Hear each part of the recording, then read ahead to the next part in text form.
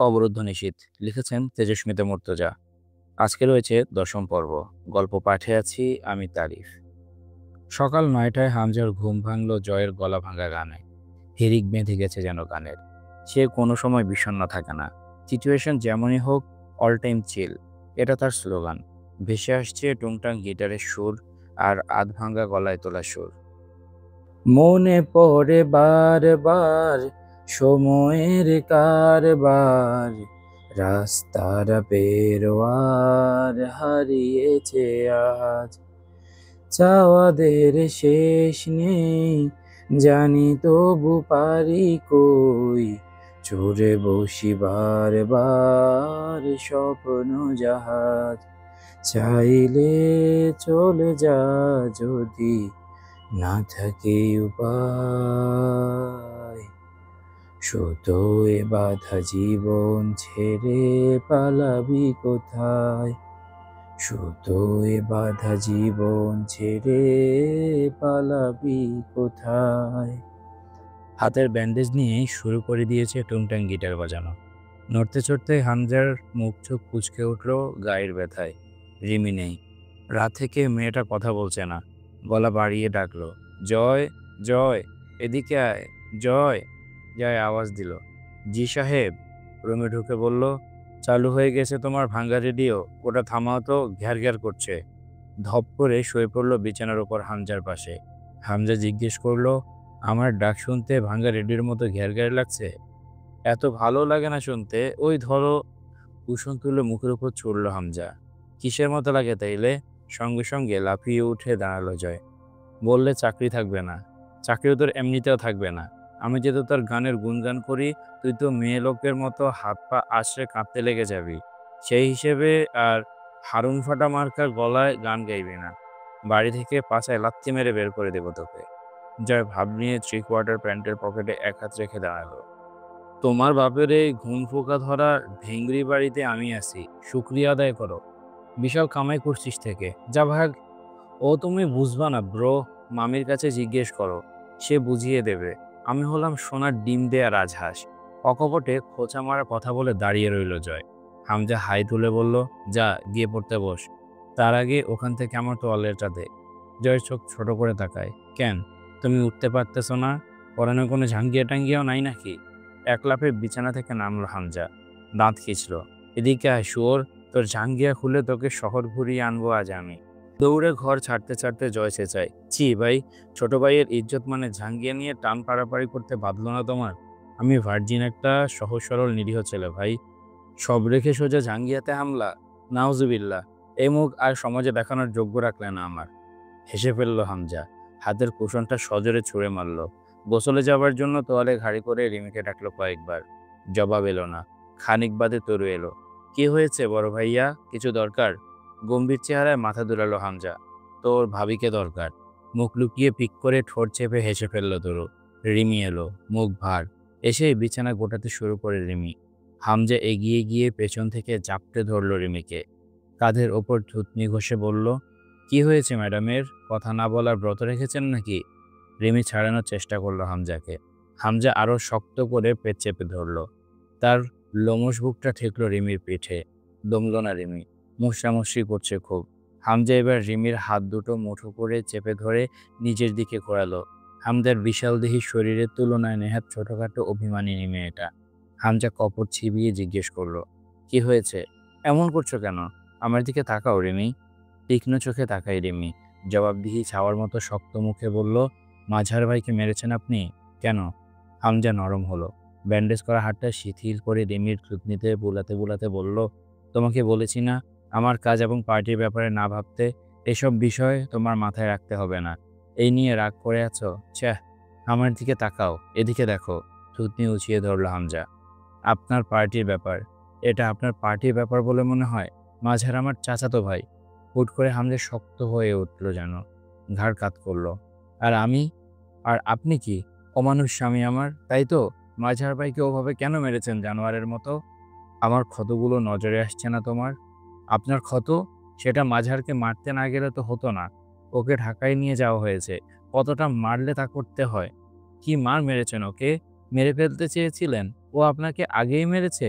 নাকি আপনার জানোয়ার মার্কা হাত দিয়ে নিজেকে রক্ষা করতে আপনাকে আঘাত করেছে? হামজা শাসিয়ে উঠল। চোখ লাল হয়ে উঠেছে তার। ওভাবেই চিবিয়ে বলল, মাঝহার জয়কে মেরেছে। তুমি বেশি কথা বলছো রিমি। একদম ঠিক বলেছেন নেতাবাবু। আজ একটুও কম কথা বলার ইচ্ছে নাই আমার। জয়কে মেরেছে বলে আপনি ওকে মেরে ফেলার মতো করে মারবেন? জীবিত কবর খুঁড়ে মাটি দিয়ে দেব। বুঝেছো তুমি? কেউ জয়ের গায়ে হাত লাগালে তার হাতটা গুঁড়ো করে ফেলবো আমি। চিবিয়ে উঠল হামজা। বাহ বাহ নেতাবাবু, জয়ের সামনে সবাই পর। আর আপনি আপনার শীতল স্বভাবের বিপরীতে এক পশুর সমান। আপনার কেউ না। আমাকেও চিনতে পারছেন না যে এতই আপন আপনার? তুমি তোমার নিজের কথা বলোনি রিমি। মাঝহারের হয়ে ওকালতি করছো, দরদ দেখাচ্ছ। কেন? সে তোমার চাচাতো ভাই বলে? ওয়েল, তাহলে জয় আমার জান। এবার বোঝো, ওর শরীর থেকে রক্ত ঝরলে আমার কোথায় ব্যথা লাগে। তোমার চাচাতো ভাইকে বলে দিও, দরকার পড়লে আমাকে যেন কুপিয়ে ৪ ভাগ করে ফেলে। আমার ওপর রাগ থাকলে, কিন্তু জয়ের গায়ে আঁচ লাগলে জীবন্ত পুড়িয়ে ফেলবো। রিমি অবাক হবার সাথে সাথে কেঁদে ফেলল। গলাও থুতনি ভেঙে এলো তার। তার মানে আপনার কাছে নিজের অথবা আমার কোনো মূল্য নেই? এগিয়ে এসে হামজার ব্যান্ডেজ করা কবজিতে হাত রাখলো আলতো করে। আপনার কিছু হলেও সমস্যা নেই? আমি তারপর ভেসে বেড়াবো আপনাকে ছাড়া, তাতেও সমস্যা নেই আপনার? শুধু জয়ের কিছু হলে ব্যথা লাগলে আপনার বুকে? অবুঝের মতো কথা বলো না। হামজা নরম হলো একটু। অবুঝের মতো তো এতদিন ছিলাম, আজ প্রথমবার বুঝলাম আমার জায়গাটা কোথায় আপনার জীবনে। আমি শুধুই একটা অপশন, অথবা উদ্বস্তু হয়ে রয়ে গেছে আপনার কাছে। সামান্য এক জয়ের জায়গা নিতে পারিনি আপনার ভেতরে। আমায় রাগিও না রিমি, চেননি আমায়। একটা মানুষের ভেতরে সবার জন্য আলাদা আলাদা স্থান থাকে। জয়ের জন্য তেমনি আলাদা একটা বিশেষ স্থান আছে আমার ভেতরে। তার মানে এই নয় তোমাকে আমি ভালোবাসি না। ভালোবেসে বিয়ে করে এনেছিলাম। ভুলে বসেছ সব? এক চাচাতো ভাইয়ের খাতিরে তুমি আমার অবস্থান ভুলে যাচ্ছ মনে হয়। আপনিও তো জয়ের সামনে আমার অবস্থান ভুলে বসেছেন। শুরুটা কাল রাত থেকে তুমি করেছ। আমি যখন জখম হয়ে রুমে এলাম, তোমাকে ডেকেও বারান্দা থেকে রুমে আনতে পারিনি। শরীরে ব্যথা নিয়ে ওভাবে কাতরাতে কাতরাতে শুয়ে পড়েছি।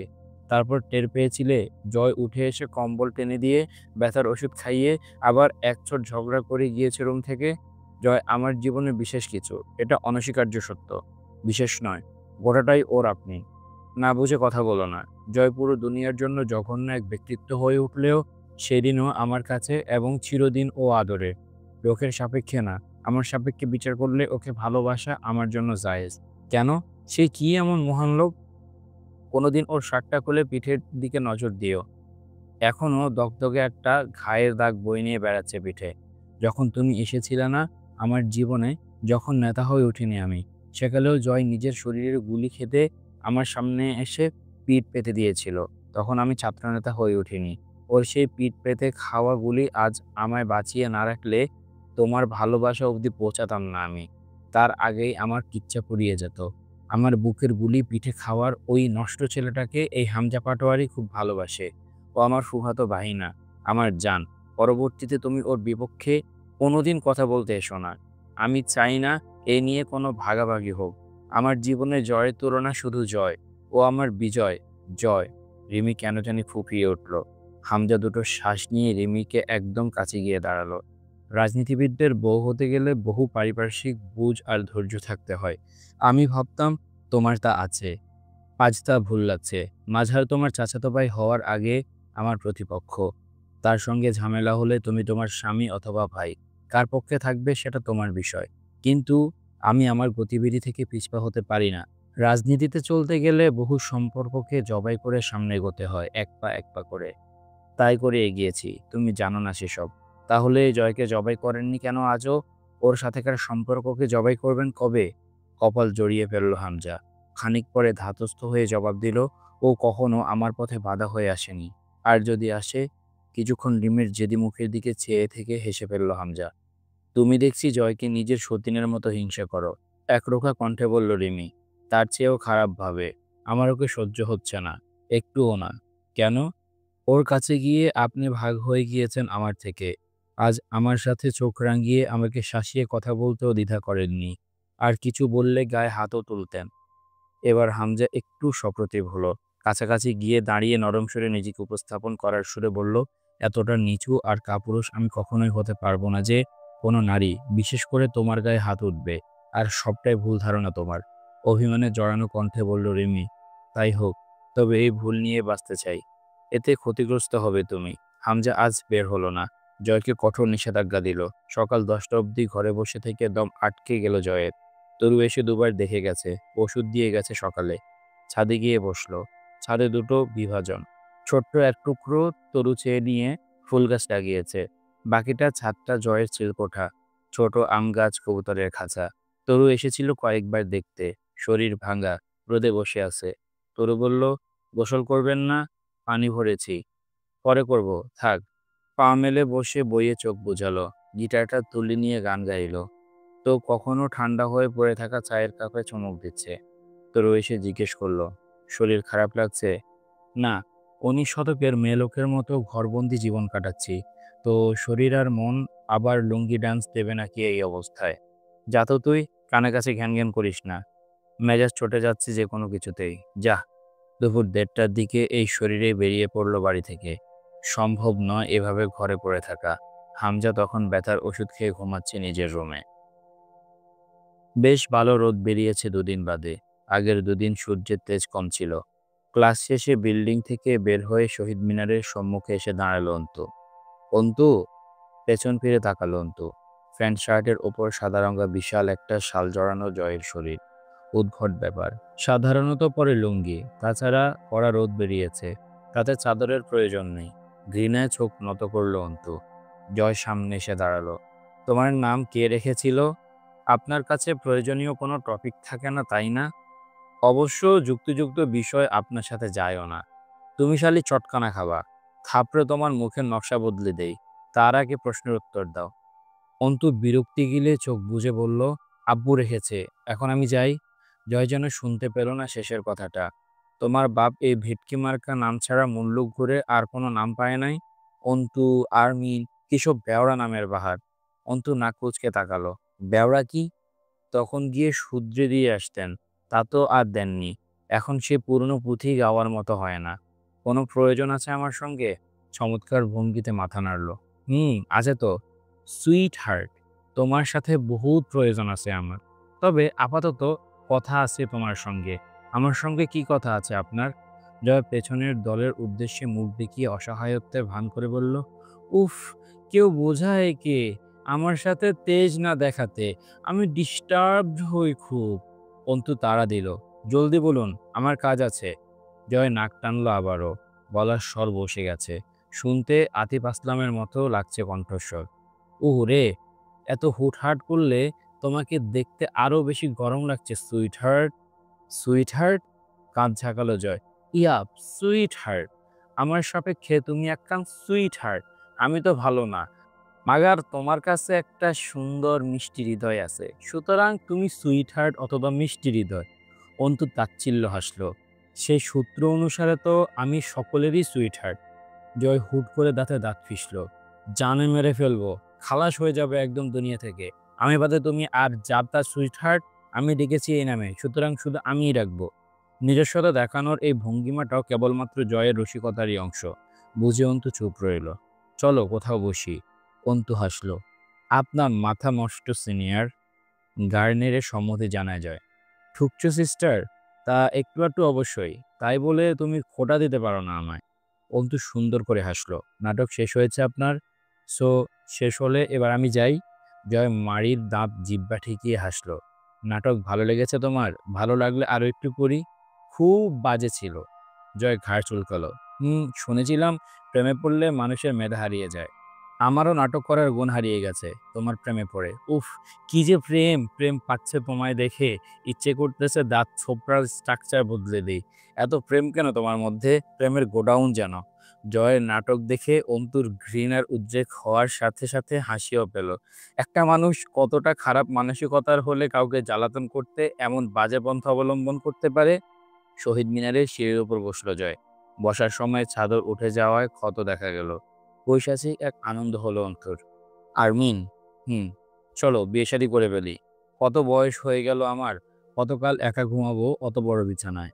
অন্তু অতি ধৈর্যের সাথে হাসলো। ভাবনাটা ভালো, তবে সব ভাবনা বাস্তবায়িত করতে হবে কেন? ভাবনা বাস্তবায়িত না করলে চলে, কিন্তু চাহিদা সেটা পূরণ না করলে কি আর চলবে? ঠোঁট উল্টে সায় দিল অন্তু। যুক্তি আছে যুক্তিতে। এই সৌভাগ্য আমার কোনো নেকির ফল যে আমি আপনার চাহিদা হয়ে উঠেছি। জয় বেশ উৎসাহিত কণ্ঠে বলল, এক্স্যাক্টলি। কোনো না কোনো নেকির কাজ তো করেছিলে জীবনে। এজন্যই তো আমি তোমার প্রেমে মজে যাচ্ছি দিন, দিন। কি জাদুটাই করলে শালি তুমি। মেরে ফেলো আমায়। কবির একটু নড়েচড়ে উঠল এবার। কাশল গলা খাকারি দিয়ে। জয় দ্রুত পিছে ফিরল। কিরে, তুই আবার অস্ত্র বের করছিস নাকি? আরে শালা, প্রেমিকার প্রেমে মরা আর তোর মতো বয়লারের অস্ত্রের আঘাতে মরা এক না রে পাগলা। তার উপর প্রেমিকার সামনে তোর হাতে জখম হয়ে মরলে মান ইজ্জত কিছু থাকবে?